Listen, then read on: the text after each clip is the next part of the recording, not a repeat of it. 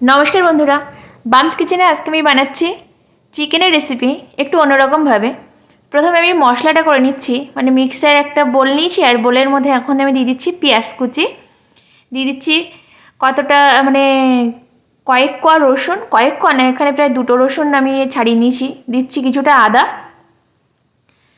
দিয়ে দিচ্ছি 4টে কাঁচা লঙ্কা। এই লঙ্কাগুলো প্রচণ্ড ঝাল, সেজন্য 4টে দিলাম। দিয়ে আমি একটা পেস্ট বানিয়ে নিলাম। এবার আমি কড়াইতে দিয়ে দিলাম তেল, পরিমাণ মতো সর্ষের তেল দিলাম, আর তেলটা একটু গরম হতে দেবো। তেলটা একটু গরম হয়েছে, এবার এর মধ্যে দিয়ে দিচ্ছি আমি গোটা জিরে ফোড়ন, আর এর সাথে দেবো কিন্তু আমি 2টো শুকনো লঙ্কা। আজকে বললাম একটু অন্যরকমভাবেই বানাবো চিকেনটা, জল দেবো না কিন্তু, জল ছাড়াই আর কি বানাবো।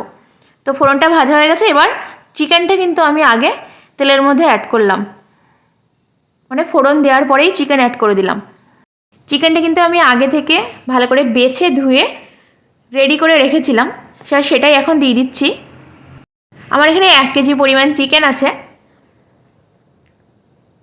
এটা কিন্তু ওই ব্রয়লার চিকেন হয় সেই চিকেনটা, মানে নর্মাল যেটা আর কি আমরা বাজারে সচরাচর পাই সেটাই। এবার কিন্তু খুব ভালো করে আমি এই তেলে মানে ভেজে নেব। বেশ খানিকক্ষণ ভেজে নিয়েছি আমি, প্রায় 5-7 মিনিট মতো। এবার কিন্তু এর সাথে আমি আগে থেকে বেটে রাখা মশলাটা অ্যাড করব, যেটা আমি মিক্সিতে আর কি বেটে রেখেছিলাম, সেই মশলাটা অ্যাড করে দিলাম। ওই পেঁয়াজ, রসুন, আদা আর কাঁচা লঙ্কা। এবার ভালোভাবে আমি চিকেনের সাথে মশলাটা মিশিয়ে নিচ্ছি।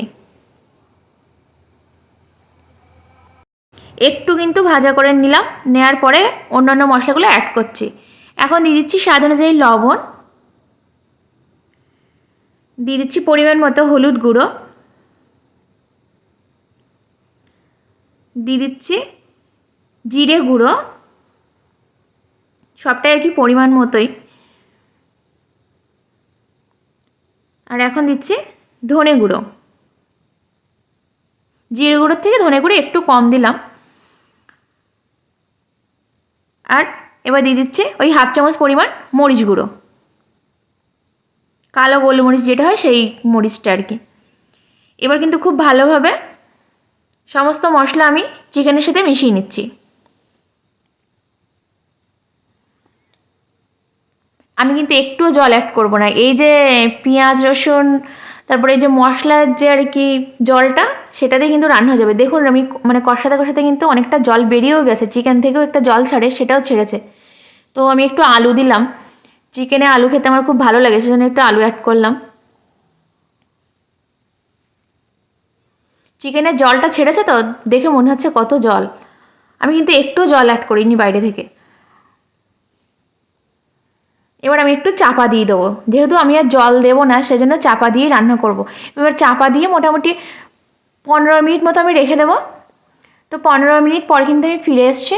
দেখুন চিকেনের কালারটা চেঞ্জ হয়ে গেছে, উপরে একদম তেল ভেসে ভেসে উঠেছে, আর এটা কিন্তু সেদ্ধও হয়ে গেছে। তবুও আমি একবার চেক করে নেব সেদ্ধ হয়েছে কিনা।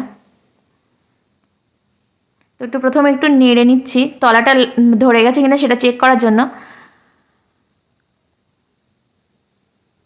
তো আমার কিন্তু তলা একদমই ধরে যায়নি, আর চিকেনটাও কিন্তু সেদ্ধ হয়ে গেছে, আর আলুটাও সেদ্ধ হয়ে গেছে, আলুটাও চেক করে নিলাম সেদ্ধ হয়ে গেছে। তো রান্নাটা কিন্তু প্রায় রেডি, আর 2-5 মিনিট রেখে আমি নামিয়ে নেব। আর এবার এর মধ্যে আমি অ্যাড করব বেশ খানিকটা ধনেপাতা, কারণ ধনেপাতার ফ্লেভারটা মানে চাইছি আমি আজকে। এর মধ্যে আমি গরম মশলা দেবো না, গরম মশলার দেওয়ার দরকারই হয় না যদি ধনেপাতার ফ্লেভারটা স্ট্রং হয়।